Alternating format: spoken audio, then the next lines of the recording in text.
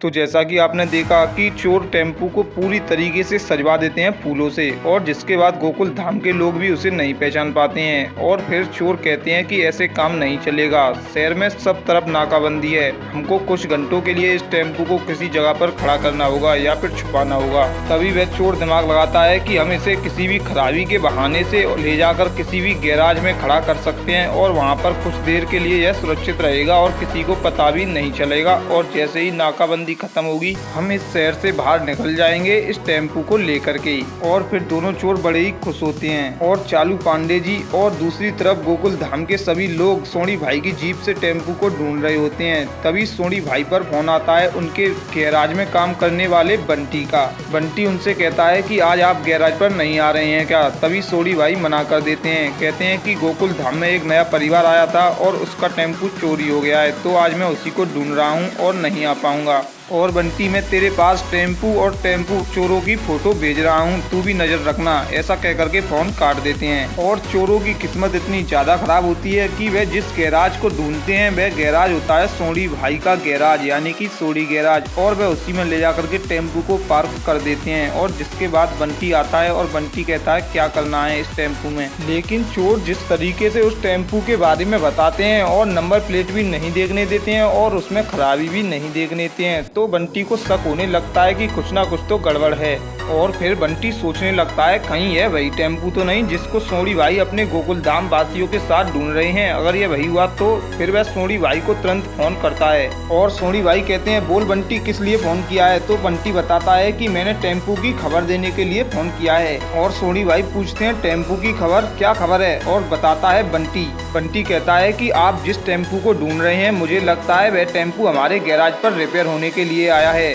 और सभी गोकुल धाम वासी हैरान हो जाते हैं क्या। और जिसके बाद पूछते हैं कि गाड़ी का नंबर क्या है। और तभी वह बंटी गाड़ी का नंबर देखने जाता है और नंबर बताता है कि MH03OC3357।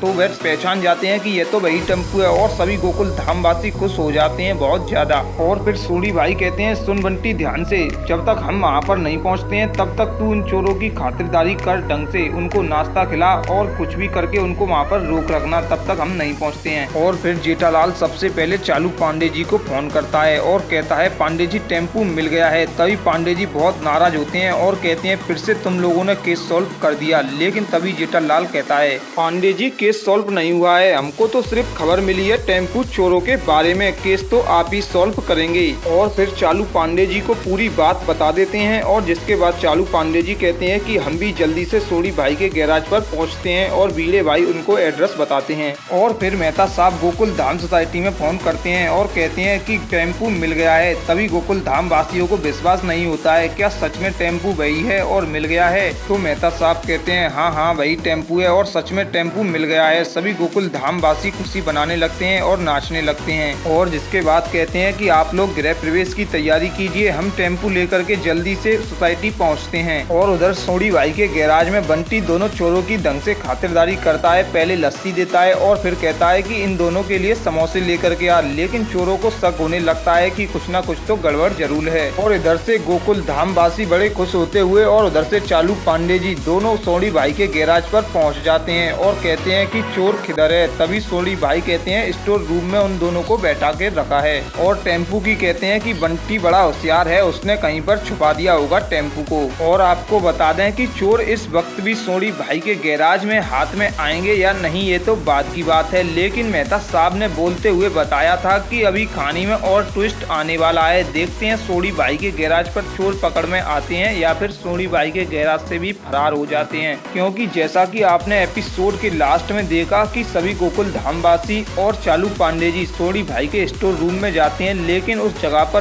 देख करके कुछ अचंभित रह जाते हैं और लगता है कि चोर वहां से भाग चुके हों।